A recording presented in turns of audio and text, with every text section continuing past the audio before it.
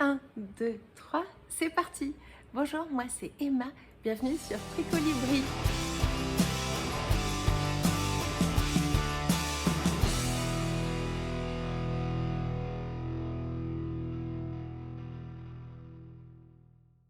Aujourd'hui, je tourne pour une fois le soir. On est en train de perdre de la lumière, donc j'ai allumé un petit peu toutes les lampes autour de moi et on verra bien ce que ça donne. Mais c'est vrai que je n'ai pas eu beaucoup de temps en journée pour venir vous retrouver. Et donc je me suis dit, pourquoi pas le soir. Donc c'est parti pour le 73e épisode de ce podcast au sujet du tricot. Si vous arrivez sur cette chaîne sans me connaître, je tiens à me représenter puisque je sais aussi qu'il y a des nouvelles et nouveaux venus parmi vous sur cette chaîne. Je reçois des témoignages de gens qui découvrent la chaîne récemment. C'est par là qu'il faut que je regarde. Et donc, voilà, j'ai fait un genre de petite installation un peu à la One Again avec le portable qui recharge d'un côté, assise par terre dans le salon pour vous parler de mes tricots, mes ouvrages terminés. Il n'y en a pas beaucoup parce qu'ils ont été plutôt longs à terminer récemment, et mes ouvrages en cours. Et puis je vais commencer par un petit peu, donc j'ai préparé et j'ai pris plein de notes, je vais avoir plein de choses à vous dire. Et donc je voulais commencer par un petit peu de mise au point, un petit peu d'admin, comme on dit en anglais, un petit peu d'administratif, pour vous raconter les derniers petits événements en préambule. Donc ce que je voulais dire, c'est que donc, nous sommes le 25 septembre 2023. Je vais tricoter, ça va me calmer. J'ai plein de petites choses. Alors d'abord, je voulais vous dire que j'avais posté le cadeau du concours de la dernière fois à Angélique, qui les a bien reçus, et donc me voilà rassurée. Je suis très contente qu'elle les ait bien reçus. C'était un... Alors je regarde, alors je me suis coupé les cheveux hier. Je me suis pas fait couper les cheveux, hein, non, je me suis coupé moi-même les cheveux hier. J'ai enlevé 1 cm de pointe cramée par le soleil, et j'ai redessiné un peu ma frange. Ça va ? Bon, ça ira. Et donc, parce que chez le coiffeur, il fait jamais vraiment ce que je lui demande. Il coupe toujours trop, et donc entre 2 sessions, je trouve que c'est pas mal d'y aller au ciseau à couture. C'est ce qui coupe le mieux les cheveux. Donc je fais un tout petit peu comme ça, un tout petit peu comme ça, et ça marche. Oui. Et donc, je suis rassurée qu'Angélique ait bien reçu le petit cadeau que je lui destinais pour un tirage au sort de la magnifique laine à chaussettes teinte à la main, et je vous en reparle, par Squirrel's Yarns, dont je tricote aussi la laine ici. Donc je vous en reparle. Ensuite, j'ai offert aussi, j'ai envoyé le même jour à ma petite nièce Magali les chaussettes. Voilà la photo dont j'ai fait la deuxième, qui étaient des petites chaussettes un peu Barbie, mais quand même Barbie chic. Donc elle les a reçues, elle est contente. Je vous remercie pour tous les si gentils commentaires que j'ai reçus au fil de ces 3 dernières semaines. Il y a des bruits, j'habite en ville, donc désolée pour les bruits d'ambulance. Je vais couper. Donc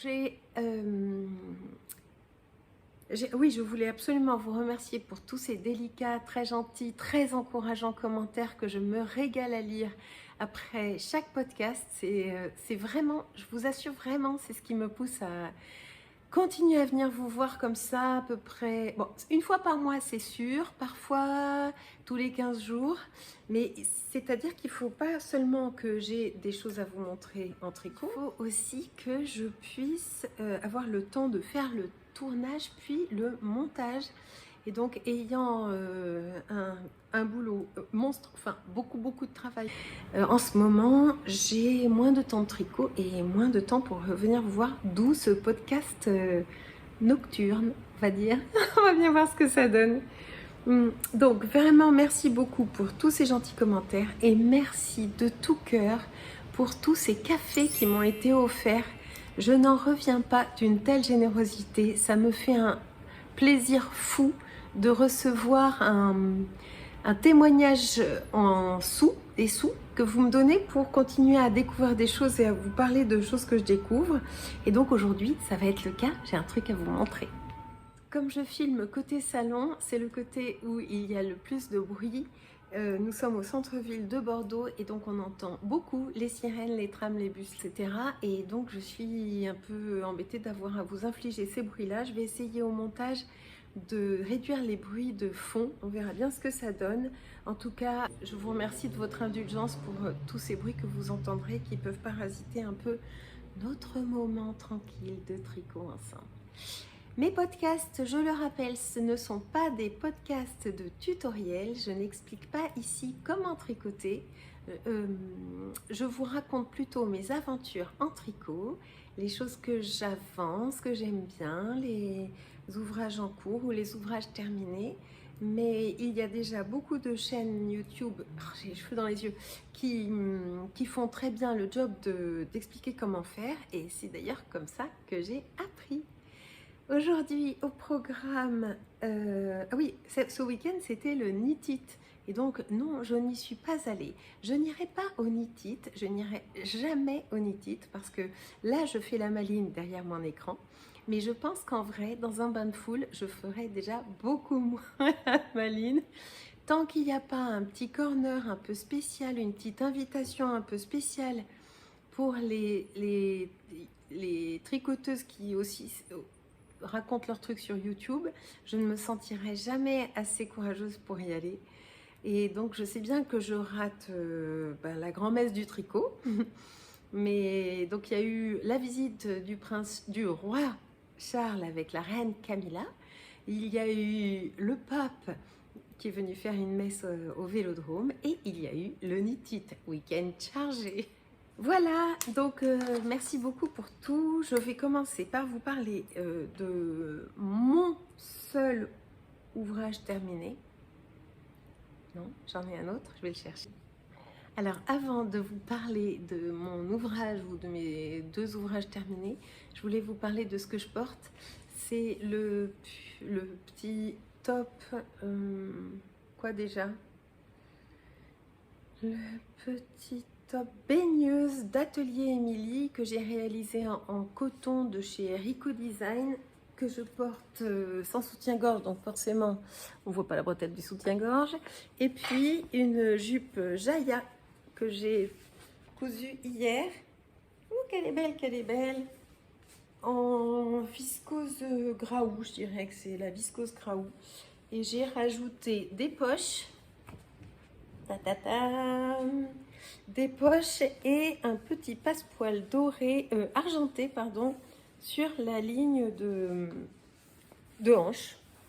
Voilà, donc je la trouve vraiment sympa. C'était ma première jupe Jaya et je pense que je referai ce patron qui est très bien expliqué. Je trouve que la couture a évolué finalement autant que le tricot. Ça, c'est un patron de PM Patterns. Je vous mettrai le lien en barre d'infos sous le podcast si vous voulez retrouver le patron. Et ce qui est assez magique, c'est que moi j'ai toujours un peu bricolé en couture mais sans jamais vraiment persévérer. J'ai pas de surjeteuse par exemple. J'étais plus habituée au patron Burda que... Voilà, et en fait j'ai découvert là avec cette jupe qu'en fait la couture a autant évolué que le tricot. Là, j'ai eu vraiment j'ai eu la sensation d'un patron 2.0, c'est-à-dire avec une évolution dans la façon d'expliquer, une déjargonisation de la couture qui permet de mettre cette jupe-là, par exemple, à la portée de toutes les personnes qui auraient une machine à coudre est capable, en suivant le plan de coupe, les recommandations de toute l'évolution pour arriver à la faire. Vraiment, j'ai vraiment apprécié. Alors, je trouve en revanche que la couture, c'est long. Ça m'a pris toute la journée d'hier, on était dimanche. Et surtout, je trouve que c'est fatigant. Alors, jusque-là, j'avais une botte de marche Et je suis allée chez le médecin aujourd'hui et il m'a dit non, c'est bon, vous pouvez l'enlever. Donc ça y est, depuis aujourd'hui, je vais pouvoir enlever ma botte. Mais c'est vrai que je partais au travail avec la botte, je pouvais plus faire mon vélo, je pouvais plus faire mes marches et tout. Tout doucement, je vais pouvoir reprendre, donc je suis très très contente. Ça y est, là, ça y est, ça klaxonne, ça klaxonne. Donc, alors, les ouvrages terminés, et c'est pas maintenant que je vais pouvoir les porter. Ils annoncent un temps encore très chaud cette semaine, mais c'est un pull que j'avais commencé cet été quand j'étais en Vallée d'Ossau en camping et qui est le pull Fiola de Isabelle Kramer. Alors, il est resté longtemps plié en attendant que j'ai enfin le temps de tourner ce podcast. Et donc, il était en cours la dernière fois, j'avais encore à finir ses manches et c'est chose faite. Donc, j'aime énormément. J'avais peur, souvenez-vous, si vous avez vu mon précédent podcast, que le bas ne se lisse pas au blocage. Et finalement, le bas, c'est très bien lissé au blocage, le reste est le bas. Donc, j'ai fait tremper l'ouvrage assez longtemps. Ensuite, dans de l'eau avec un petit peu de laine spéciale à la lanoline. Moi, j'utilise pas de la laine de la lessive de supermarché comme Woolite ou quoi. Et puis, je laisse tremper l'ouvrage un petit peu. Ensuite, je l'ai mis dans un filet ou peut-être même pas. Et je l'ai essoré à 1800 tours minute. Ensuite, je l'ai posé sur un tapis qui n'est pas un tapis de blocage, mais un tapis normal dans la chambre d'amis. J'ai épinglé avec des peignes à laine, en fait, à blocage, la dentelle pour qu'elle s'ouvre. C'est pas quelque chose que je fais d'habitude, de bloquer vraiment réellement mes ouvrages et en particulier mes pulls. Mais là, pour que la dentelle s'ouvre et pour qu'il prenne vraiment sa forme, j'ai fait l'effort de poser mes peignes de blocage tous à espace régulier. Alors les manches sont drôlement longues, mais c'est ma préférence. Ici, nous avons donc une fausse couture. Et malgré donc les apparences de couture ici et là, c'est un pull qui se tricote sans couture. On commence par...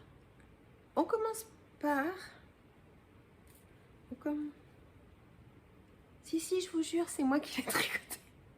Non, l'encolure est faite après coup. Donc, on commence par cette dentelle ici qui avait un petit défaut que j'ai réussi à plus ou moins rattraper, mais ça ira bien. Je vous montrerai tout à l'heure portée. Ensuite, avec la méthode contiguë, la designer explique très bien, pas à pas, comment forger, en fait.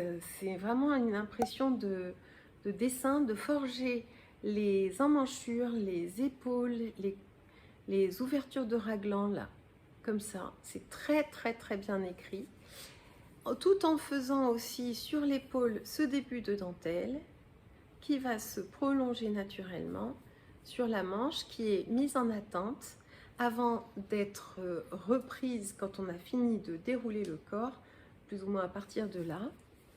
Sous les bras, on vous fait relever des mailles, donc je me suis plus ou moins bien sortie, enfin plutôt bien sortie. Ensuite, il faut garder à peu près au même endroit cette fausse couture qui consiste en fait à une maille envers sur toute la mer de Jersey, pardon. Et puis, pareil de l'autre côté, évidemment, il y a... comment est-ce qu'on fabrique? Est-ce que c'est des rangs raccourcis? Oh, c'est fou comme on oublie les ouvrages une fois qu'on a fini de les tricoter, hein. C'est peut-être pas des rangs raccourcis, c'est peut-être des augmentations de part et d'autre, je sais plus. Pour le savoir, il faut acheter le patron d'Isabelle Kramer qui s'appelle donc le Fiola et que j'ai tricoté en taille 4, je crois. Alors, je l'ai marqué, j'ai tout marqué. Taille M. Et j'ai appris grâce à Nina, merci Nina. Avec Nina, on s'est suivi en Norvège, pas cet été, mais l'été dernier. Elle y était quand j'en repartais, etc. Et donc, on avait pas mal échangé. Et elle m'a dit sur les commentaires que Fiolla, ça veut dire la faux folle en norvégien. Merci Nina. Donc j'ai utilisé pour faire ce magnifique pull de la Tumi, je rappelle c'est de la laine de chez Rauma, que j'avais justement rapporté de Norvège l'année dernière. Je suis contente parce que tout doucement j'utilise le stock rapporté de là-bas et donc je vais pouvoir ensuite attaquer un peu du stock que j'ai rapporté de Fonty dans la Creuse, de l'usine, le magasin d'usine de chez Fonty. Et ensuite, je pourrai enfin travailler toute la laine que j'ai rapportée d'Angleterre cet été. C'était la couleur 3709, enfin bon, peu importe, de toute façon, c'est une fibre qu'on ne trouve pas en France. Ce qui est intéressant en revanche, c'est que vous pouvez peut-être trouver l'équivalent, parce que c'est de la 50% alpaga super fin, 50% laine, avec un calibre d'environ 130 mètres ou 50 grammes. Pour faire ce pull en taille M, j'ai donc utilisé 1, 2, 3, 4, 5, 6, 7, on dirait que je compte de l'argent. Une liasse, 1, 2, 3, 4, 5, 6, 7 pelotes, sachant qu'il me reste plus ou moins ça, enfin plus ou moins la moitié de la 7e pelote. Donc 6 pelotes et demie. Et je vais l'essayer pour vous montrer. Ce que j'ai noté aussi, c'est que la dentelle de ce pull, qui paraît hyper chiadée, quand maman a vu ce que j'étais en train de faire, elle m'a dit « Mais c'est dingue ce que tu arrives à faire !» Non, non, non, non, non, non. C'est des mailles ensemble, des jetées et des mailles ensemble de l'autre côté. Donc franchement, archi simple. Elle se retient très très vite et très très bien. Et avec ce petit haut dessous, ça ne donne rien de bien, si. Bon, allez, on va dire que ça ira. Donc moi j'aime bien porter mes manches un peu relevées et qu'elles aient quand même un... C'est-à-dire que quand on a froid et qu'on peut mettre ses mains dans ses manches, c'est quand même vachement sympa. Et puis en plus, en le portant, je trouve que les manches... Tiens, regarde, ça y est. Déjà, les manches ont tendance à remonter. Donc elles sont longues au départ. Elles sont longues au départ pour finir par se raccourcir au porté. Alors... Pour celles et ceux qui me connaissent, vous savez que je ne suis pas dentelle et je ne suis pas... Oh là là, c'est en train de... Voilà. Je ne suis pas du tout dentelle et je ne suis pas tellement non plus coloris flash. Je me suis lancée sur cette couleur-là. Et puis finalement, c'est pas mal. Ça me va pour l'instant parce que j'ai encore un peu de bronzage, mais quand j'aurai... la mauvaise mine de l'hiver qui va pas tarder à arriver et que je pourrai enfin porter ce pull, je ne sais pas si ça m'ira toujours au teint. On verra bien. Donc voilà, c'est un pull qui arrive là.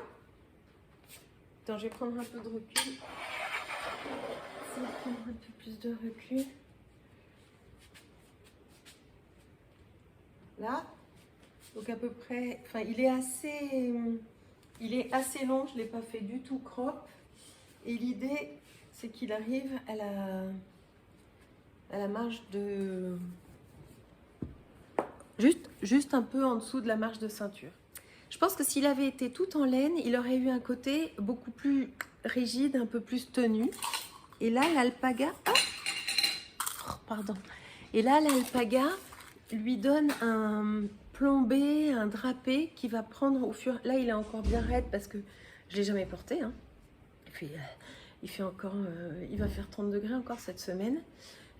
Donc, je pense qu'à le porter, il va s'assouplir, s'adoucir. Et c'est aussi grâce à l'alpaga qu'il a ce joli drapé. Vraiment, heureusement que j'ai pas pris une taille... les manches, elles sont justes. Hein. Il ne faut pas que je prenne trop de bras. Hein. Faut pas que je fasse trop de...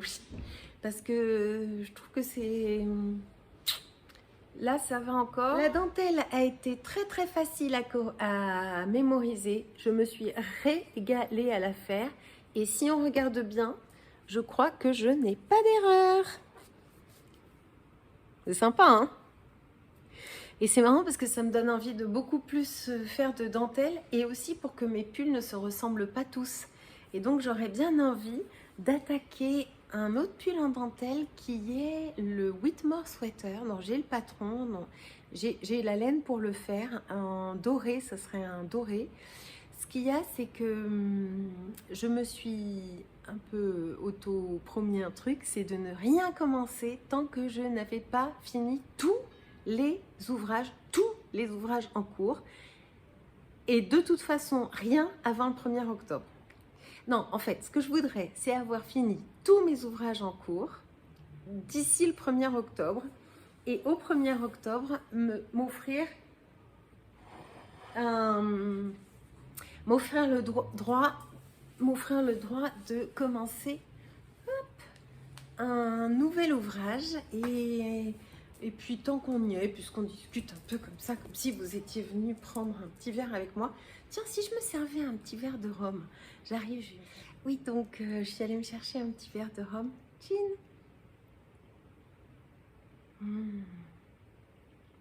C'est un rhum ambré avec un goût de caramel. Alors, qu'est-ce que je disais? Je disais que oui, quand j'aurai fini ce que j'ai en cours et que je vais montrer tout à l'heure, je vais me donner le droit de commencer ça, qui est le châle Travel Mode 2.0 de chez Sosu Knits, qui est la designer. Il y a une longue étole qui est fabriquée à partir de 5 couleurs, une couleur principale et 4 couleurs contrastantes. Et ce qui est vachement sympa, je déflore pas trop le patron en vous montrant, hein, c'est qu'elle a une grille là que je vais pouvoir colorier pour essayer de savoir un peu comment je veux organiser mon pattern. Normalement, c'est plutôt à la fin que je vous raconte ça.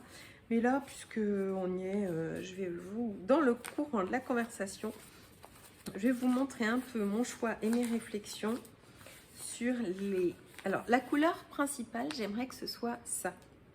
Et ensuite, donc j'ai fait un petit shopping pour voir, pour me faire ce petit châle qui a une texture, je ne sais pas si vous voyez, il y a des bandes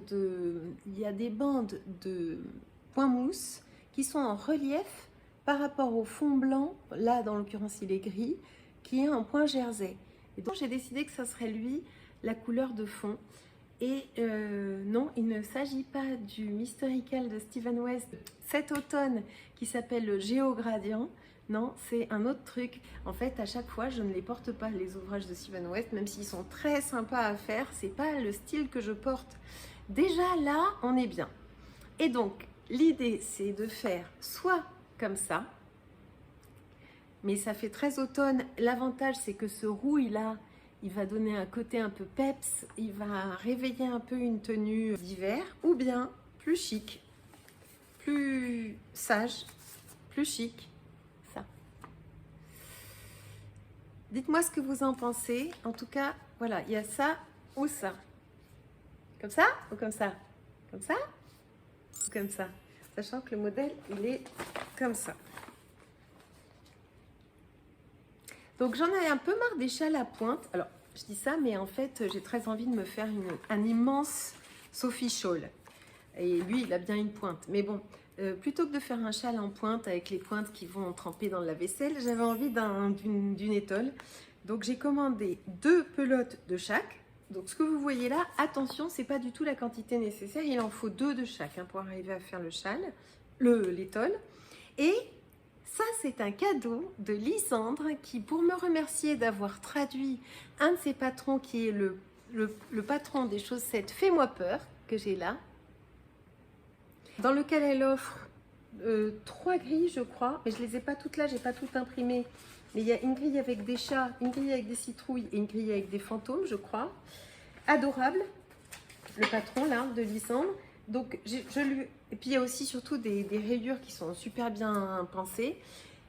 Et bref, j'ai eu l'insigne honneur de faire cette traduction pour les Scare Me Socks en anglais pour Lysandre. Et pour me remercier, elle m'a offert un bon d'achat chez Kalidou. Chin, il en faut pas plus pour me faire super plaisir. J'étais là sur Kalidou au petit déjeuner en me disant alors avec le bon d'achat de Lysandre plus mes points de fidélité plus un, et donc je me suis offert ce qu'il fallait pour leur bleu marine. Il est extrêmement saturé et c'est la seule de leur gamme à avoir un bleu marine, c'est-à-dire qui tire presque sur le noir, hyper saturé, et ça j'adore. C'est le coloris 15. De toute façon, la Nord n'a pas tellement de coloris que ça. Et celle-ci, elle est composée, je rappelle, de 45% alpaga, 30% polyamide et 25% de laine, ce qui en fait une laine possible aussi pour les chaussettes. Donc ce qu'il me restera après avoir tricoté les tôles, je pourrais faire des chaussettes à rayures, ou bien je pourrais faire des contrastants dans mes chaussettes. Elle est un peu plus épaisse qu'une laine à chaussettes et surtout elle feutre. J'en ai fait l'expérience à la machine, donc c'est une chaussette qu'il faudra laver à la main. Mais voilà, donc merci Lisandre, je te fais plein de gros bisous. Merci beaucoup pour cette grande générosité. Ensuite, voilà, on a parlé du Fiola, oui, de donc cette designer allemande qui s'appelle Isabelle Kremer. Ce que je voulais dire en plus, c'est que le col se tricote après coup, et j'ai enfin compris pourquoi certains designs vous font tricoter le col après coup en relevant des mailles autour de l'encolure. C'est qu'en fait, pour pouvoir passer la tête dans un col, il faudrait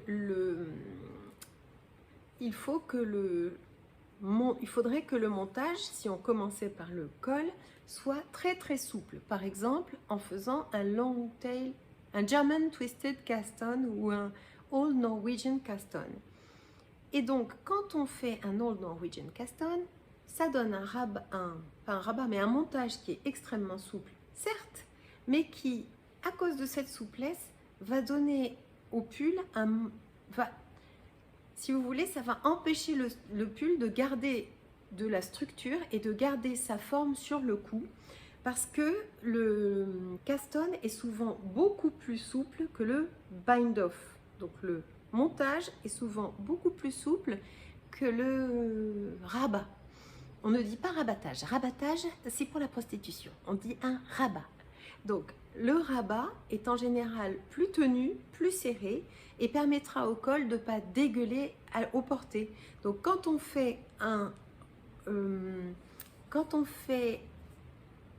relève des mailles le long d'un col pour finir par un rabat, ça permet au col de moins s'écrabouiller, de moins s'étendre et s'étirer et se détendre que si on a fait l'inverse, c'est-à-dire commencer par un montage qui sera trop souple et qui risque de faire dégueuler un petit peu l'ouvrage au porté sur le long terme.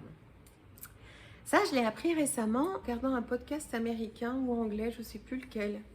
Oh, ma foi, je suis désolée, j'aurais dû vous le noter pour rendre à César ce qui est à César. Enfin bref, ce que je voulais dire aussi, c'est que pour mes côtes du bas, mes côtes des manches, des poignets, là, mes côtes du col,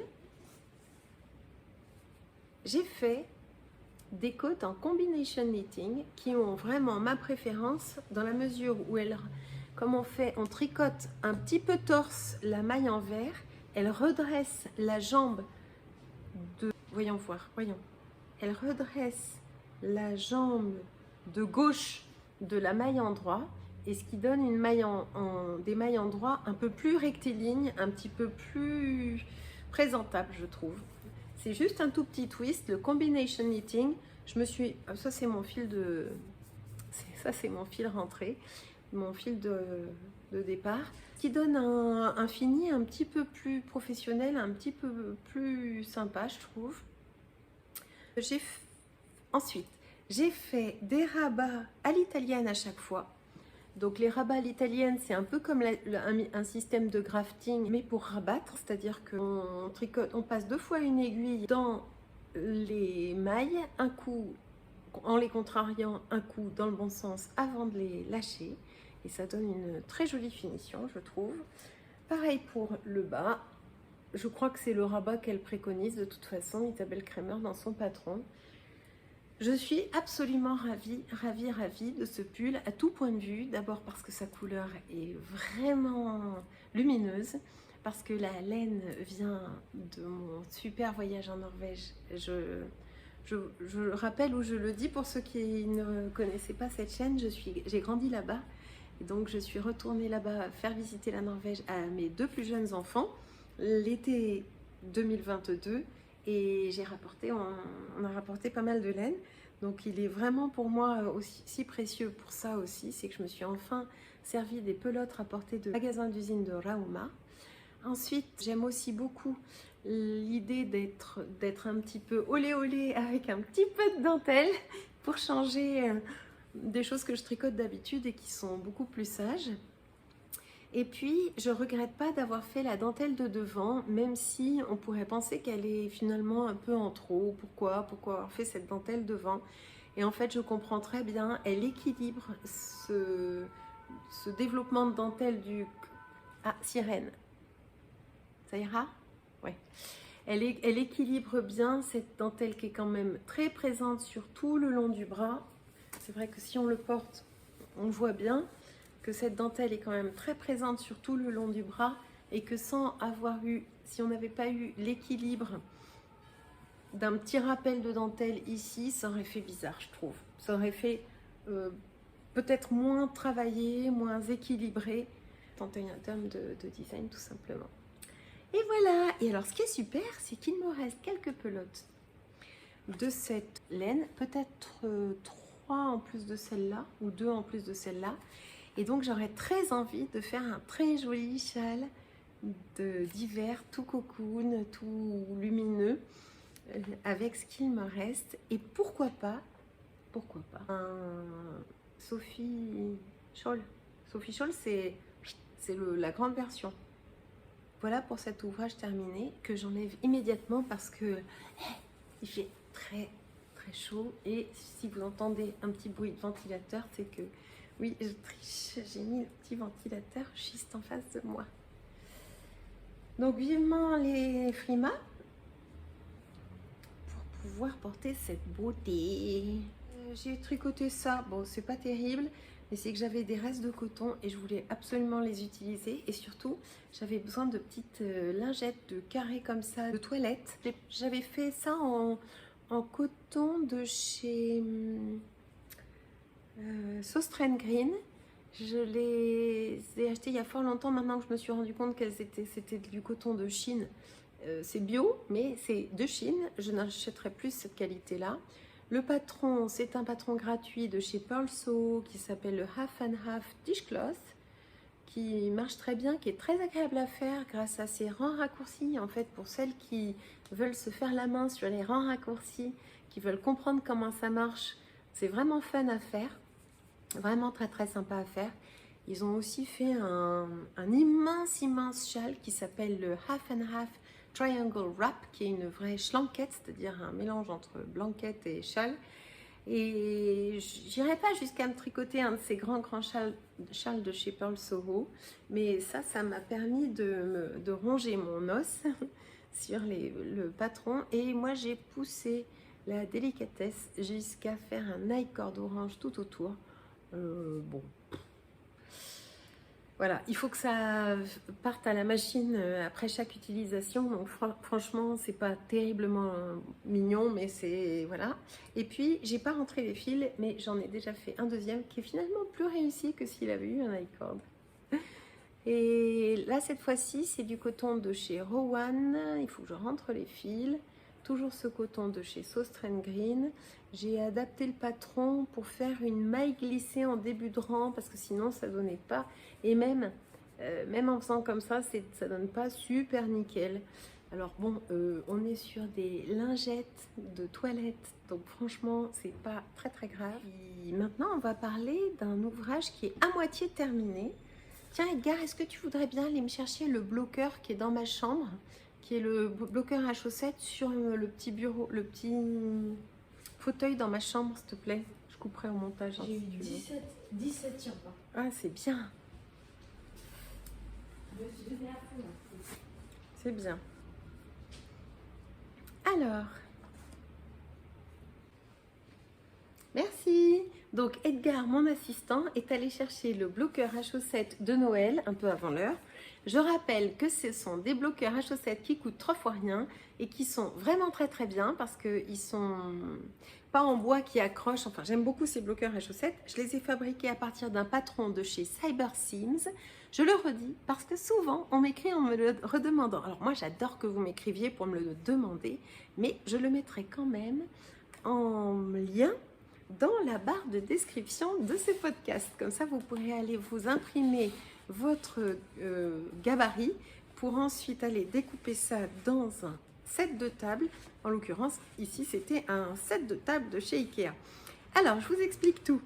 Donc, je fais des coupures de temps à autre pour que vous n'entendiez pas trop les bruits de sirène. Donc, vous voulez peut-être entendre peut-être au début, puis je coupe, puis ça va, quand ça va mieux, je rallume. Donc j'explique, je reçois un jour en début de week-end, un vendredi, tout début septembre, un adorable message de Lysandre qui m'envoyait un patron de chaussettes qu'elle a conçu qui s'appelle les chaussettes Célébration. Ni une ni deux, j'ai dit je mérite, c'est le week-end, je mérite de me commencer une nouvelle paire de chaussettes. Et c'est vrai que depuis longtemps, j'avais envie de tester cette laine à chaussettes que j'avais trouvé chez Mordu Mercerie à Clermont-Ferrand lors d'un trip entre tricopines et qui a fermé, hélas elle a fermé. Et donc c'était de la crème que Edelweiss qui est de la laine à chaussettes fabriquée à partir de laine et de bouteilles PVC recyclées et donc et de la laine non superwash. Donc j'ai pris ce coloris là parce que j'aime bien aussi les coloris très neutres. Et ni une ni deux, j'ai monté la chaussette de Lysandre. La chaussette. Ah, je vous montre l'autre côté parce que c'est le côté pas montage. Et elle n'est pas bloquée, elle est juste sur le bloqueur, mais je ne l'ai pas encore fait tremper. Hein. Voilà la merveille avec un talon hyper chiadé, un talon avec des petites torsades, un gousset qui change du gousset d'habitude parce qu'elle vous fait faire un truc un peu différent que le slip knit, que le GGT. Elle nous fait faire un truc un peu différent et ça donne hyper bien. Attends, hop, je reçois des notifications du boulot, c'est sympa. Et puis de la dentelle sur tout le haut du pied et on finit par la pointe classique. Hyper bien expliqué et hyper sympa. Moi, alors là, je vous le montre pas bloqué, mais la prochaine fois, c'est promis, je vous le montrerai tout beau bloqué. La dentelle se sera déployée. La dentelle, elle a vraiment besoin d'être trempée et puis d'être un peu préformée, thermoformée comme ça, pour prendre vraiment toute sa dimension. Et c'est vrai qu'elle est mais super. Alors déjà, super bien expliquée, puis super facile à faire. Et puis, elle donne un truc super magnifique. J'adore. Donc là, on a le choix aussi de faire la chaussette avec une seule répétition de dentelle. Et donc, on peut la faire tout à fait plus courte. Et donc, la deuxième chaussette est en cours. J'ai eu un mal fou pour la première à gérer la latéralité, parce que moi je suis quelqu'un qui n'est toujours pas latéralisé. Peut-être que dans ma 51e année, je vais finir par l'être. Mais là, il faut avoir compris un peu droite et gauche pour distribuer les mailles de part et d'autre du talon. Même si c'est très bien expliqué dans les schémas de Lysandre. Combien de fois j'ai défait, refait en me disant, bon, hey, la prochaine fois que tu n'y arrives pas, tu abandonnes, tu fais un talon classique. Et puis en fait, j'abandonnais pas. Et ce talon-là, il m'a pris énormément de temps. Alors que le deuxième, sur le deuxième, j'ai beaucoup moins galéré.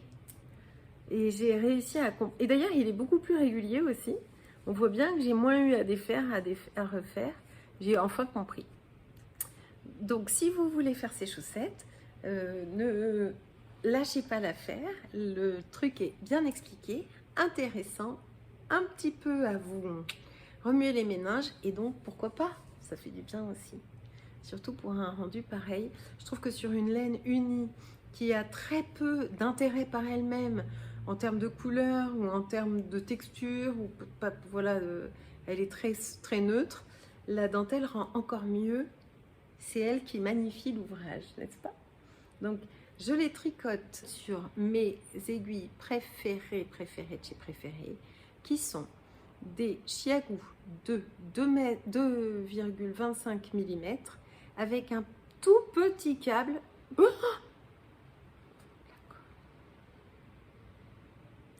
un tout petit câble, enfin un petit câble, je veux dire, il est court.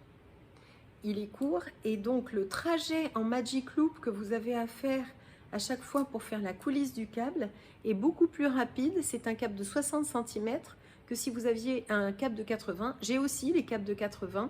C'est ce qui est d'habitude recommandé pour le Magic Loop, mais ok quand je fais deux chaussettes en même temps.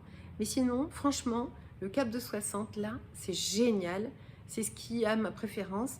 Au début, j'avais fait la première chaussette, je l'ai faite en mini circulaire de 23 cm. C'est pas un peu saturé la lumière? Attends, je vais essayer de bouger ça.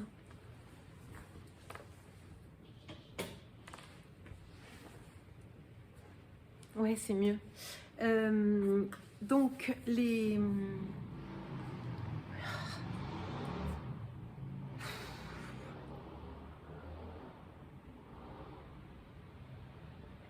c'était une moto. Les aiguilles circulaires de 23 cm, je pensais que ça allait être plus facile pour faire mon comptage de dentelle et mes répétitions avec mes petits... Elle le dit pas, mais moi, j'ai mis un génie. J'ai mis des marqueurs entre chaque répétition de dentelle. Donc, je sais pas, j'ai préféré finalement faire la deuxième avec du Magic Loop sur un câble court que faire sur des 23 cm. Donc ça, c'est le premier ouvrage mi-terminé, enfin en cours, qu'il faut que j'ai terminé avant le 1er octobre. Et nous sommes le 25 septembre. Donc j'ai intérêt à carburer. Je vois pas trop quand est-ce que je vais pouvoir... Mercredi peut-être après-midi. Mercredi après-midi, il faut que j'ai fini. Oh, ça serait bien que je vous filme un espèce de vlog pour vous montrer comment je finis tous mes ouvrages avant le 1er octobre. Je dis ça, puis après, je suis rattrapée par la réalité. Et non, en fait, non. Qu'est-ce que je voulais vous dire d'autre? Les Edelweiss, Mordieu Mercerie. Et puis voilà, j'ai fait cette chaussette en taille M, c'est-à-dire 64 mailles. Il y a 3 tailles dans ce patron. Et je vous recommande chaudement les chaussettes Célébration de la petite mère Lisandre. Elle se débrouille vraiment très très bien. Lisandre Ourdin sur Ravelry. Ensuite, en cours, qu'est-ce que j'ai? J'ai qui n'avance pas vite, mais qui avance. Et je tenais à lui rendre un petit peu justice sur cet épisode, même si je vous en parle quand même très souvent. C'est ma deuxième couverture de reste. La première, elle a été finie très très vite. J'ai mis dedans toute mon énergie, mon mohair, mes brillis, mes belles laines de reste. Et puis, il m'en restait pratiquement autant. D'ailleurs, la preuve, il m'en reste autant. Pour en faire une deuxième. Et je ne sais pas pourquoi, la deuxième, elle va moins vite. Et donc, elle est toujours sur mes aiguilles. Mais, elle avance puisqu'on en est là. Sur une surface quand même absolument immense. Et on voit que je suis allée voir le film Barbie, parce que j'ai été assez influencée. Dernièrement, j'ai avancé, je l'ai reprise depuis qu'il fait un tout petit peu moins chaud. Et je l'ai avancé depuis ce fil doré là, qui est un genre de fil ruban. Et j'ai fait tous ces rangs là, qui sont encore assez longs. Parfois, on me demande jusqu'à combien de mailles je suis allée dans la diagonale de cette couverture, qui s'appelle la Excavation Blanket, qui est un design de Johanna Yetala, je crois. Et je pense que sur la grande diagonale, je dois avoir pas loin de 500 mailles. Donc, en fait, il faut que vous... Bon, il reste des fils à rentrer. Hein. En fait, il faut que vous fassiez la couverture jusqu'à temps que vous en ayez vraiment marre et que vous décidiez de partir dans l'autre sens. Donc moi, là où j'en ai eu marre, c'est c'est là. Et donc, si on comptait le nombre de mailles, je pense qu'on serait pas loin de 500. Je les ai pas comptés. Et puis en plus, moi j'ai fait ma couverture. Alors,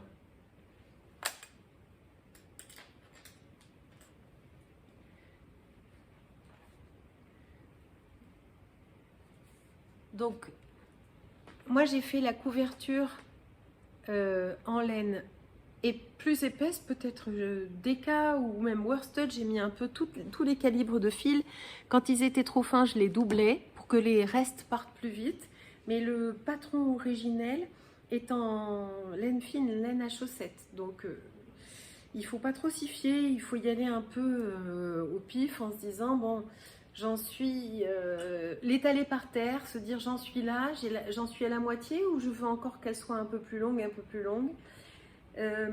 Pour rappel ou pour celles et ceux qui n'auraient pas vu cette excavation blanket avant, c'est un patron gratuit mais qui ne s'y prend pas tout à fait comme ça parce que quand on arrive, donc en fait c'est un patron gratuit et ce qui est génial c'est qu'on n'a pas à rentrer les fils parce qu'à chaque fois quand on commence d'un côté et qu'on retourne et qu'on finit de ce côté là, on coupe le fil au lieu d'avoir à le rentrer et ensuite on va égaliser nos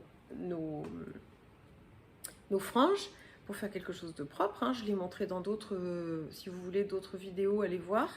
Et ce qu'il y a, c'est qu'après, quand on repart dans l'autre sens, pour avoir les franges à symétrie de l'autre côté du plaid, il faudrait tolérer d'avoir des mailles envers sur la deuxième sur le deuxième triangle en symétrie. Là. Mais moi, ce que j'ai voulu faire, c'est une couverture qui ait le même aspect sur toute sa symétrie. Et donc, j'ai fait un petit tuto pour montrer comment je m'y étais pris. Il y a le tuto de la excavation blanket ou comment coudre comment tricoter la excavation blanket. Vous pouvez retrouver ça dans mes vidéos. C'est assez facile à trouver. C'est un petit tuto, j'en fais pas tant que ça. Voilà, donc celle-là, elle est sur les aiguilles. Là, les aiguilles sont ici. Je tricote pour pas avoir trop mal aux coudes, aux mains, aux épaules, puisqu'elle elle doit peser 1,5 kg là. Je tricote sur des sinites, des Ka-sinites qui sont des aiguilles japonaises que j'ai achetées Au Fil des Montagnes à Chamonix. Je précise que je suis sollicitée par aucune marque et ça me va très bien comme ça et que je sponsorisée non plus par aucune marque. Moi, je fais mes petites expériences dans mon coin. Quand ça plaît, je le dis. Quand ça plaît pas, je le dis aussi. Et ça me plaît pas mal. Ça me plaît pas mal parce que comme l'aiguille pivote autour de son câble, j'ai pas besoin de manutentionner les 1,5 kg de laine à chaque fois que je tourne mon ouvrage, que je change de côté, etc. Donc ça, c'est vraiment ergonomique. En revanche, j'ai cassé déjà une fois un câble de celle-ci, mais bon, il faut voir aussi ce que je lui mets quand même comme sollicitation. Et puis, j'ai cassé récemment un deuxième câble Sinite sur un autre ouvrage que je vais montrer ensuite. Bon, mais ils sont tellement fins, ils sont tellement... On voit bien, hein, c'est fin, c'est beau, c'est précieux, cette finesse fait aussi que c'est assez fragile. Et pour une camionneuse comme moi... bon bah voilà, ça finit par péter un peu. C'est moins solide que les chiagous, quoique ça m'est arrivé aussi de casser les chiagous, en particulier les mini là, mais du kit rouge. Donc voilà, là il en reste pas beaucoup, mais vraiment si je pouvais m'y atteler et faire quelques rangs par-ci, quelques rangs par-là, en 6 jours, ça serait pas mal du tout. Ça serait pas mal du tout. Autre ouvrage en cours, c'est le... Alors ça, c'est bon, je range. C'est un petit pull. Un petit pull que j'ai commencé sans vous le dire. Oh, très mal. Et que je suis donc en train de tricoter et qui est où? Ah, il est là-dedans. Un petit pull que j'ai tricoté en duo avec ma copine Anne, qui elle l'a fait en rouge. Et ce qui est très marrant, c'est qu'on est allé chercher la laine ensemble à La Traîne, chez Timeco Tissu, chez Sandrine à La Traîne. Elle a choisi de la Arwetta Filcolana rouge pétard et de la Kit Silk Tilia de chez Filcolana aussi, rouge pétard chez Sandrine.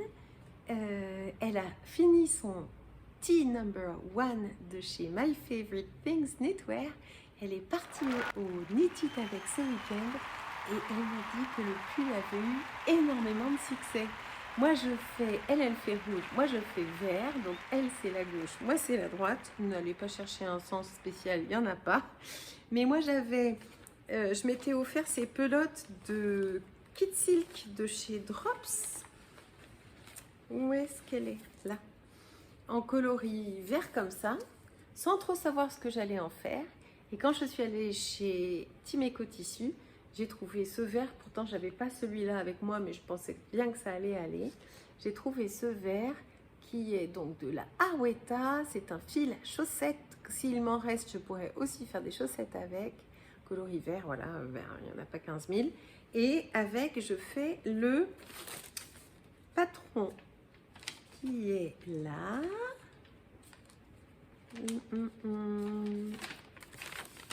C'est le petit t-shirt tricoté de My Favorite Things Knitwear. Ça s'appelle le Tea number 1.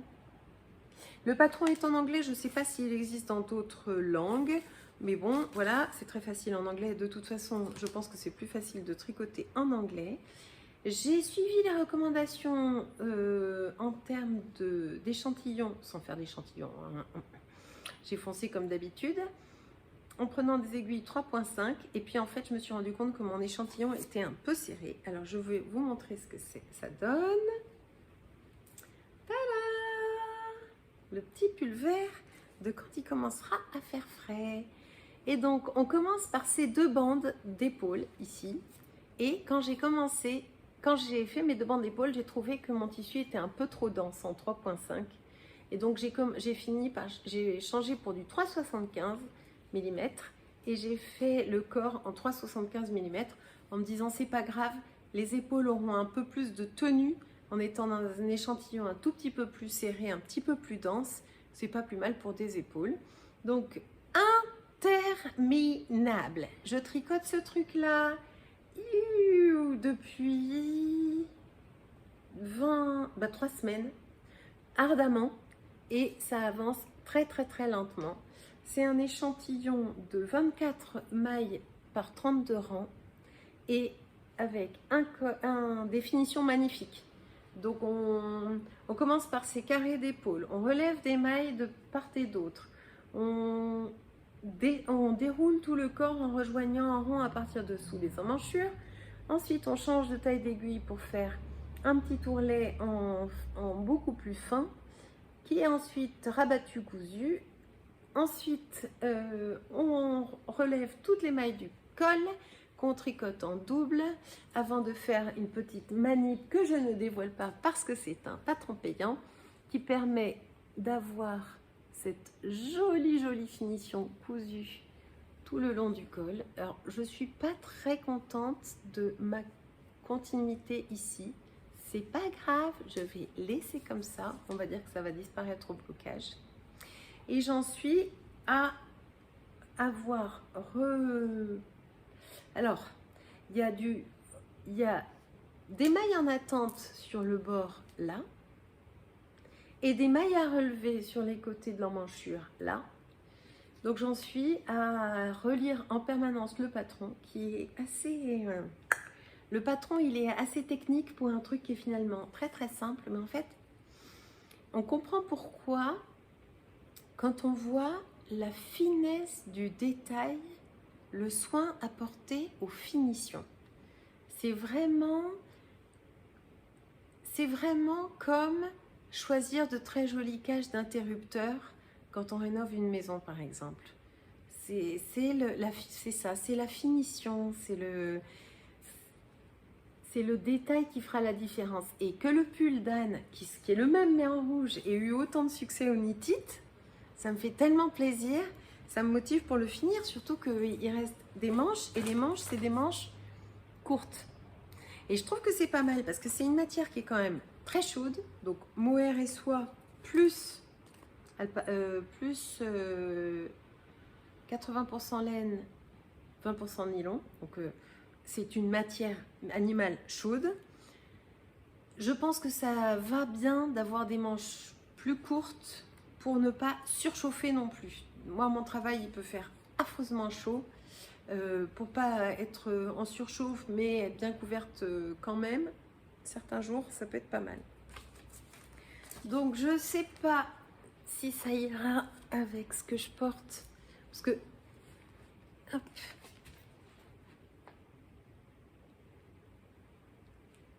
Ouais. La jupe Jaya, elle va aller avec tout. Hein.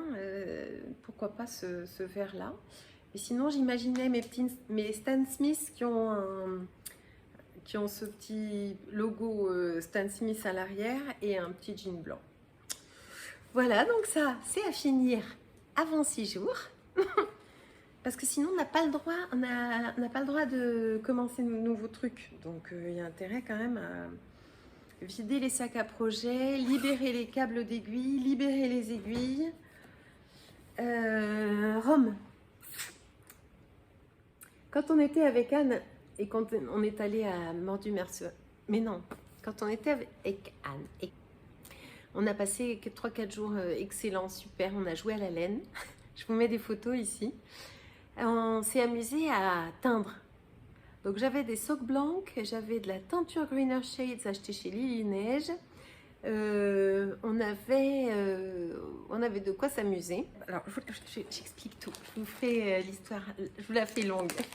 Donc en fait, il y a très longtemps, quand j'ai découvert la ferme Fradi, qui est une ferme de mohair et soie dans les Pyrénées, à côté de la Reims, dans la vallée d'Ossau, dont je suis originaire aussi. Oui, je suis originaire. J'avais choisi peut-être 6 pelotes de ce coloris sur les conseils de Guillaume, mon mari Guillaume Setastre. Il avait dit oui, c'est cette couleur-là qu'il faut. Bon, bref, en attendant, je n'en ai rien fait. Pour l'instant, je n'en ai rien fait. Ça doit faire au moins 4 ans que j'ai ça dans mon placard. C'est peut-être une des plus anciennes fibres. Elle est d'une douceur, mais phénoménale. Et je n'arrivais pas à la tricoter parce que je ne voulais pas la tricoter en simple. Même si c'est un mohair et soie qui est quand même beaucoup plus dense qu'un mohair et soie de chez Drops, par exemple, parce qu'il fait 125 mètres pour 25 grammes, donc 250 mètres pour 50 grammes, donc 500 mètres, donc 500 mètres au 100 grammes. 125 mètres, 250 grammes pour 5, non, 250 mètres pour 50 grammes, donc 500 grammes, et je n'arrivais pas vraiment plus dense en fait. Bon, enfin bref, je voulais l'associer non pas avec une laine fingering, mais avec une laine lace. Et je n'arrivais pas vraiment à trouver ce qui me correspondait comme laine lace pour aller avec et faire un ouvrage avec. Et donc j'ai décidé de teindre. J'ai acheté des écheveaux de laine à teindre dans toujours la boutique en ligne de Chamonix qui s'appelle Au fil des montagnes. Chamonix ou Chambéry? Bref, Au fil des montagnes. Et avec Anne, on s'est amusé à jouer à la teinture et donc j'ai teint ça. On dirait un gradient. Non, madame, c'était tout censé être de la même couleur. Regarde, il y a même encore du blanc. Il y a du blanc de là où il y avait les Serflex. Oui, j'ai voulu kidnapper la laine. Donc, on va dire que ça ira très bien, hein, que l'un compensera l'autre, voilà. Et donc, avec, on va faire... on verra bien, mais moi, je serais assez partante pour un modèle de Irène Lin qui a des dentelles là. C'est possible. Un modèle d'Irène Lin avec des dentelles là et des dentelles un peu là. Enfin bref, voilà. Bon. Donc on s'est bien amusé. Et qu'est-ce que j'ai fait d'autre? Qu'est-ce qu'on a fait d'autre? Alors on a teint de la laine pour elle d'un coloris dans les ocres. On a teint un coloris dans les verts karaté qu'il faut que je reprenne pour surteindre en essayant de faire un émeraude. Et puis on a teint ce soc blanc qui est génial parce qu'il est en double. Et attends, est-ce que je le montre dans le bon sens? Voilà. Donc on a écrit on a écrit nos 2 prénoms côte à côte, un Emma, que c'est mignon. Puis après on a mis du griffage, de la peinture au doigt. On a fait de la peinture au doigt. Et donc en fait, ce qui est génial après, c'est que Je vais tricoter une première chaussette en tirant le fil là, bobiner au fur et à mesure le deuxième fil, puisqu'il y en a deux, pour ensuite le rebobiner dans l'autre sens pour faire la deuxième chaussette.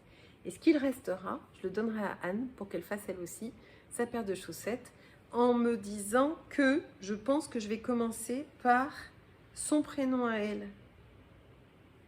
Voyons, et si je commence par là? Non, je commence par mon prénom. Ça sera mon prénom pour mes chaussettes, son prénom pour ses chaussettes. Puisque moi, je vais commencer par là-haut et que c'est là qu'il y a écrit Emma. Moi, c'est Emma. Et elle, c'est Anne. Anne Emma. Donc, on verra bien. Ça va être assez amusant de tricoter ces chaussettes, ma foi. On y est allé, hein, à coup de griffes. Enfin, ça, c'est avec une fourchette à huîtres. Hein. Donc, on était là, à faire notre petite tambouille. Je vous montrerai des photos avec des gants. Alors, après, j'ai su qu'il fallait mettre un masque. On n'a pas mis de masque. Voilà, voilà. Après, donc, j'ai encore plein de choses à vous dire. Hein. J'avance tout doucement. J'avance pas mal sur le Sonnen Student Tee d'Evie Knitwear ou Evgenia Dupli, qui est un pull qui était idéal pour mettre en valeur le travail de teinture de Lisa de chez Squirrels Yarn, qui fait ces fameux gradients que je vous montre. Voilà, ça c'est un gradient qui sert à faire une des manches, et moi j'ai déjà utilisé l'énorme gradient qui servait à faire le corps du pull d'une seule traite, et pratiquement l'entièreté d'une des pelotes de manches. Et donc on commence par là, on tire la petite languette où il y a un gland, c'est quoi? Ou une noisette, c'est une noisette, comme un petit écureuil, puisque ce sont les laines de l'écureuil, et on commence à tricoter, et tout seul, je vous montre bien, on commence à tricoter, et moi j'ai commencé par un col, des raglans avec du point de rime, et puis, voilà ce que ça donne. Allez, je vais l'essayer. J'essaye. Donc voilà ce que ça donne. C'est la première fois que je le vois porter avec la manche qui a avancé un peu. Et donc, j'avais demandé à Lisa de me faire un... Alors, je vais essayer de ne pas parler quand vous ne voyez pas mon visage. Donc d'abord, je vous montre et ensuite, je vous parle.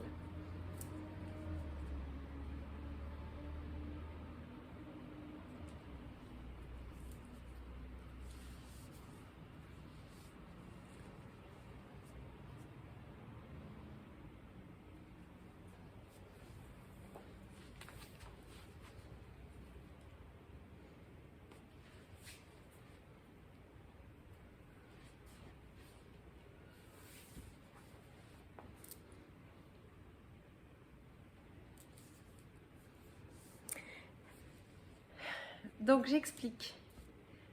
Ce Sonnen Student Tee d'Evie Knitwear est censé être un t-shirt, donc normalement je m'arrête là. Mais moi je voulais en faire un pull léger, en laine fine comme ça, pour évidemment utiliser les 3 pelotes, donc la grosse pelote du corps et les 2 petites pelotes des manches, teintes pour moi par Lisa. Parce que c'est moi qui lui avais dit, voilà, j'aimerais beaucoup que tu me fasses un dégradé qui aille du vert au gris, avec une laine à chaussettes et des paillettes qui brillent. Je ne sais pas si on voit bien que ça brille. Pour l'instant, il n'est pas du tout bloqué. La fibre n'est pas détendue. La magie du blocage va faire que tout va vraiment se mélanger, y compris, je pense, cette petite démarcation. Donc là, j'explique. Je ne l'ai pas là, mais pour que ma manche puisse être raccord avec la couleur de départ de la manche, là où elle rejoint la même hauteur que le l'empiècement, là, l'empiècement du haut du corps, j'ai dû enlever un petit peu, à peu près une petite boule à peu près ça, de laine pour arriver en regardant à me dire ah tiens voilà la couleur correspond. Bon, c'est vrai que j'aurais peut-être pu enlever ça de laine en plus, mais j'avais pas envie ni de gâcher du fil, ni de me retrouver en fin de pelote, hop, avec un manque de fil. Et effectivement, j'ai bien fait, puisque là, je n'ai pas fait du tout de diminution sur mes manches, je ne voulais pas en faire. Et il me reste que ça finalement pour finir ma manche. Donc ça ira, ça ira.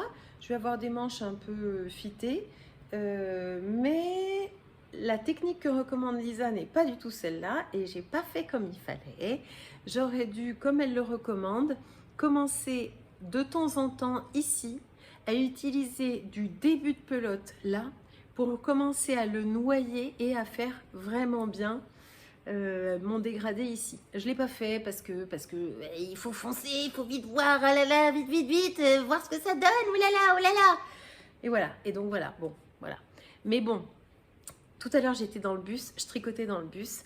J'étais allée voir le médecin du sport pour voir un peu pour la reprise du sport et tout, pour mon pied, parce que bon, je peux enlever la botte, mais je n'ai pas du tout le droit de recommencer le sport, ni de me mettre sur les pointes, ni de mettre des talons, ni de marcher, ni de courir. Enfin bon, bref, donc pendant encore longtemps. Donc bref, j'étais dans le bus pour aller à la clinique du sport. Oui, parce que j'ai un petit projet de montagne, et donc il a dit oui, bon, bah, ça faudra qu'on voit, parce que je me suis pas ratée. Et en revenant de la clinique du sport dans le bus, il y avait une dame assise à côté de moi, très chic, très très sympathique, à qui j'ai dit bonjour.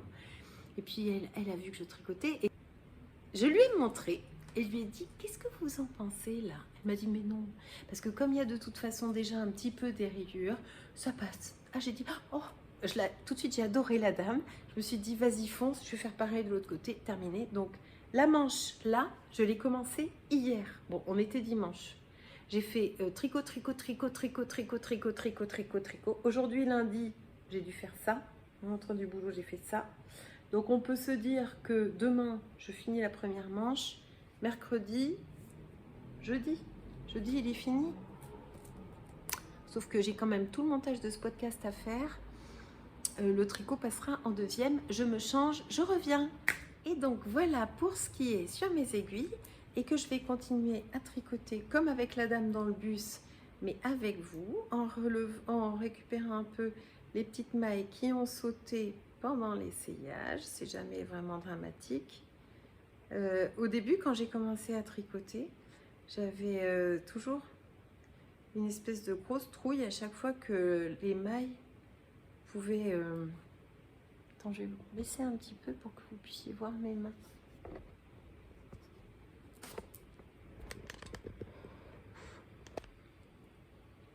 C'est bien? Oui. J'avais toujours un peu la trouille quand les mailles s'échappaient. Et puis finalement, je me rends compte que c'est pas... Maintenant que je sais mieux relever mes mailles, récupérer des mailles perdues, c'est bien. Dans le Tee Number 1, il y a un endroit, je vous montrerai, ou pas, si ça part au blocage, je vous montrerai pas, mais où j'ai tricoté le brin de mohair et pas le brin de fingering, de laine à chaussette. Et donc c'est là que je pense à Anne-Sophie de Jolie Laurier, parce que en voulant faire mieux que bien, j'ai fait pire que mal. Et que en essayant avec un crochet de descendre l'échelle de ma maille où j'avais pas tricoté le brin de fingering, j'ai finalement en raccrochant toute mon échelle foiré un peu le truc. Je pense qu'il y a un sens, même avec le crochet, il y a un sens. Il faut pas faire comme ça, il faudrait faire comme ça. Et je sais pas faire, je sais pas crocheter, ou alors il faudrait le prendre dans l'autre sens. Enfin, il y a encore, même avec 4 ans de tricot, 4 ans ou 5 ans de tricot maintenant, il y a encore des errements, on va dire. Mais c'est vachement bien. C'est vachement bien d'avoir à continuer, de pouvoir continuer à s'informer, à se former, à chercher, c'est pas savoir. C'est génial. Moi, j'adore continuer à apprendre. Voilà donc pour cette très jolie découverte du Sonnen Student Tee Definite Wear. Et comme j'en ai parlé la dernière fois sur ma chaîne, il y a Sabrina qui me fait toujours tellement plaisir en m'offrant ces petits clins d'œil, ces petits cadeaux. Elle cherche des petites pépites qui pourront me plaire. Ça y est, la sirène est passée. Donc Sabrina, qui est adorable, a trouvé le Sonnen Student Cardigan et elle m'a offert le patron du Sonnen Student Cardigan qui a le même détail de raglan en point de riz. Très très très très joli. J'aime beaucoup cette finition sobre mais intéressante, agréable à tricoter. Quand on arrive sur nos raglans, là on est à chaque fois un peu plus attentif, un peu plus concentré. Donc je vous montrais à la vidéo mais sans parler, donc je vous en parle. Et là c'est vrai que pas bloqué, on a un genre de retour du point de riz sur les côtés qui n'est pas forcément très favorable. Une fois que je l'aurai bloqué, il va prendre ici, il va se lisser, je pense. Il va s'inclure en fibre et pas en différence. En fait, il va être pris dans la fibre, ce petit point de riz mignon. Quand on l'aura bloqué, je pense que le lissage des points va faire ressortir un peu cette stellina que vous voyez brille comme ça. On le verra mieux. Et justement, ici, on est en présence d'un col qui est monté au départ. D'ailleurs, on voit mon fil de début. Là, avec la petite noisette. Le fil de début. Un caston en long tail, en German Twisted Caston ici, vachement élastique. Et donc, ce t-shirt, c'est au départ un t-shirt, mais ce pull, il va vraiment s'étendre et se détendre au porté, puisque le départ est un caston et pas un bind-off. Le départ est un montage, il faut parler français, hein. Quand même, on a une jolie langue, parlons français. Le montage, le départ est un montage et non pas un rabat. Et donc, comme le montage est plus élastique que le rabat, je vais avoir un pull qui va s'étirer et se détendre. Et ça me va très bien, parce qu'il va prendre un drapé qu'il n'a pas pour l'instant. Il est un peu encore collé, la fibre est un peu encore collée à mon corps, à mon cœur. Et j'aimerais beaucoup qu'elle se détende, qu'elle s'assouplisse. Donc, c'est ce que ça va faire. J'aime énormément tout. Le modèle, la couleur, le dégradé, les paillettes, le point de riz, la douceur, la texture, tout à tout niveau. J'aime énormément ce que je suis en train de tricoter. C'est interminable parce que c'est tricoté sur des aiguilles de 3.5. Donc là j'ai pris mon kit mini d'aiguilles du petit kit bleu. D'ailleurs les câbles sont bleus et d'ailleurs il faut que j'en recommande parce que je me rends compte que de temps en temps j'ai pas assez de ces câbles là, alors qu'on a 2 fois des paires d'aiguilles pour les manches, donc des courtes comme ça et des plus longues. Et c'est dommage ma foi parce que je ne peux pas toujours j'arrive pas à faire marcher les batteries de plusieurs aiguilles à la fois parce qu'il me manque des câbles. Donc il faut que j'en recommande. J'irai sur Laine et Tricot pour ça, je sais qu'il y en a. Voilà, enfin bref, là aussi j'ai fait du combination knitting. Ça n'était pas indiqué dans le patron, mais je préfère le rendu des combination knitting pour les côtes 1-1 plutôt que de faire une maille endroit, une maille envers. Je fais une maille endroit, une maille envers en tricotant la maille, en tournant le fil dans le sens des aiguilles d'une montre plutôt que dans le sens inverse des aiguilles d'une montre pour la maille en vert. Mais pour ça, vous retrouvez plein de tutos sur le combination knitting. Vous tapez combination knitting, ça marche tout seul. Hop, un tuto, hop, vous savez faire. Et alors, j'ai respecté la demande de la designer en termes de rabat sur le bas, là. J'ai fait un rabat in pattern. Ça veut dire qu'en fait, tu rabats à l'endroit la maille endroit, à l'envers la maille envers. Mais ça donne super bien. Ça donne finalement mieux. Enfin, c'est beaucoup moins chiant à faire que le rabat à l'aiguille. Et c'est quand même très élastique. Donc, c'est très, très, très, très bien. Donc voilà, le Sun and Student Tea, qui veut dire rayon de soleil, je crois, un truc comme ça. David Knitwear qui touche à sa fin, enfin touche à sa fin, ouais, quand même l'équivalent de 2 chaussettes à tricoter pour finir cette manche et commencer l'autre. 2 chaussettes, peut-être 3, hein. Voilà, mais ça va être fait avant octobre, on m'a dit. Non mais j'en ai marre, c'est long, c'est comme l'autre, le vert là, il est long. Je me suis un peu dit que dans les mois qui viennent, j'ai envie de tricoter, en tout cas au mois d'octobre, j'ai envie de tricoter des petits ouvrages. Alors je vous dis tout le temps ça, je dis tout le temps, c'est terminé d'avoir une grosse couverture, des chaussettes de pull en batterie, c'est beaucoup trop, j'ai les yeux plus gros que le ventre, et puis finalement... Et ben non, finalement, je me connais. Je me dis, allez, t'as bien travaillé, t'as énormément bossé cette semaine, t'as le droit, allez hop, tu montes le Whitmore Sweater. La semaine d'après, bon, allez, t'as bien avancé sur tout le yoke du Whitmore Sweater, allez, tu peux te monter le pull d'Irene Lynn. Et puis après, tu te dis, bon, t'as bien avancé, tu peux commencer le Sun and Student Cardigan.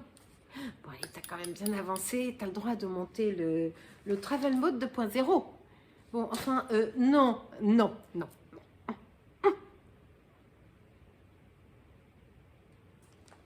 Voilà. Ensuite, oh, vous connaissez Bulbe Bizarre? J'adore. Elle s'appelle Pauline. Elle a une chaîne YouTube. Vous devez la connaître. Elle teint de la laine. Dans son garage, elle a acheté tout le matos. Elle s'est mise à teindre de la laine. Elle est mais un génie de la teinture. Exceptionnel ce qu'elle fait. Et la dernière fois, elle nous a montré des kits de ce qu'elle proposait en kit sur sa boutique en ligne pour faire le Géogradient, qui est le dernier châle mystère proposé par Steven West, qui va sortir là au mois d'octobre, début octobre. Donc l'idée, je suis sûre que vous savez déjà tous ce que c'est qu'un MCAL, mais quand je commençais les podcasts tricot, on m'aurait parlé de MCAL, j'aurais dit, je comprends rien à ce qu'elle me dit. Donc, un MCAL, c'est quand un designer décide de vous donner un indice de tricot mystère au fil du mois et vous ne savez pas à l'avance ce que vous allez tricoter. On vous donne juste des indications sur la laine à acheter, les coloris et les quantités, mais vous partez au mystère. Et donc là, le prochain, celui d'octobre, il s'agit d'un gradient, géogradient. Je ne vais pas suivre dans l'aventure et pourtant j'ai failli parce que Pauline de Bulbe Bizarre a sorti des kits de 4 couleurs à chaque fois, plus beaux les uns que les autres. Ce qui m'intéressait le plus, c'était ceux qui étaient dans les gradients, dans les dégradés de bleu. Elle a un bleu qui s'appelle Après la pluie ou un truc comme ça, mais magnifique. Et je savais qu'elle mettait ses kits en vente à 10h samedi dernier. J'étais là, je regardais. Pour la première fois de ma vie, je regardais comment se passait une vente de réassort sur un site de teinturière indépendante. Et puis, tout était aussi beau, tout était magnifique, mais je n'ai pas craqué parce que sinon, je me serais embringuée encore dans l'histoire de Steven West pour un châle que je ne porterai certainement pas. Et de toute façon, je vais regarder ce que vous faites parce que vous êtes très nombreuses les podcasteuses à décider de le faire. Je vais me régaler à regarder comment c'est chez les autres et si ce châle me plaît, je serai toujours à temps de m'acheter le patron, de m'acheter un kit, d'en demander peut-être à Pauline qui fera peut-être des réassorts pour finalement me le faire. Mais en attendant, je vous laisse partir essuyer les plâtres chez Steven West et puis on verra bien. Mais en tout cas, c'est toujours une tellement belle expérience aussi de technique, de travail de la main en fait, qu'il propose, que c'est très tentant. Mais là, j'ai beaucoup de travail en ce moment par ailleurs dans mon job et donc non, laisse tomber. C'est pas comme l'année où j'avais un corset et où pendant 6 mois, j'étais restée allongée à tricoter. Là, je ne peux pas. Je ne peux pas. Non. Voilà. J'ai découvert Alors, je regarde quelques nouveaux podcasts avec très très grand plaisir.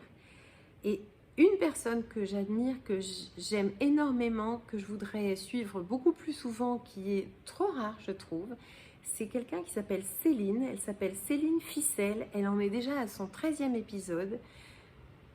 C'est une super nana. J'aime tout. J'aime sa façon de parler, j'aime sa philosophie de vie, j'aime sa douceur, sa gentillesse, qu'elle tricote, ça fait tout. J'ai vraiment allé voir Céline Ficelle, ça s'écrit avec un PH. J'essaierai d'être sérieuse, de vous mettre le lien dans la barre d'infos pour que vous alliez directement savourer ces 13 épisodes. J'aime autant toujours les joueuses de fil, la mère et la fille, qui tricotent ensemble et qui font un podcast ensemble. Et comme elles sont deux, on a énormément d'ouvrages à admirer. Donc vraiment, c'est super à regarder. J'ai aussi beaucoup aimé regarder le 4e épisode de Blue Mom, qui s'en sort vraiment bien dans un nouveau podcast qu'elle anime avec beaucoup, moi je regarde avec beaucoup de plaisir. Et puis j'ai aussi découvert Mélophile, qui a déjà 2 épisodes. Je vous inclus ici une photo, une capture d'écran de son podcast, qui est très très agréable à regarder aussi. Voilà, c'est à peu près tout. Ce que j'aurais à vous dire d'autre, j'ai eu le grand plaisir d'être interviewée, oui madame, interviewée par une des grandes journalistes du tricot, on peut appeler ça comme ça, puisqu'elle donne très souvent une newsletter, elle offre une newsletter tricot à toute la communauté, et puis elle est même à l'origine d'un annuaire tricot qui permet de référencer les clubs, les tricotés, les apéros tricot, les tricoteuses, les magasins de tricot, les teinturières indépendantes, les fabricants de fils, toute la sphère tricot dans le monde. Il s'agit de You Need to Learn. C'est Noémie Jelly qui a eu la très grande gentillesse de venir s'intéresser un petit peu à moi pour me poser quelques questions bien intéressantes auxquelles j'ai eu beaucoup de plaisir à répondre. Et puis c'est sorti en 2 épisodes différents sur son hebdo tricot, donc je vous invite à aller voir sur Instagram. Moi je n'ai pas Instagram, ne me cherchez pas sur Instagram, je n'y suis pas. D'ailleurs quand j'ai l'occasion d'aller un peu sur Instagram, sur les téléphones des copains, des copines ou de mes enfants, je me rends compte que c'est un lieu de perdition et que j'y passerai certainement beaucoup plus de temps, en tout cas que j'aurai certainement beaucoup moins de temps de tricot et encore plus d'envie de choses que je n'ai pas le temps de faire. Donc je gère en étant pas sur Instagram, mais en étant plutôt sur mes aiguilles, que je reprends tout de suite pour me mettre au montage de cette vidéo.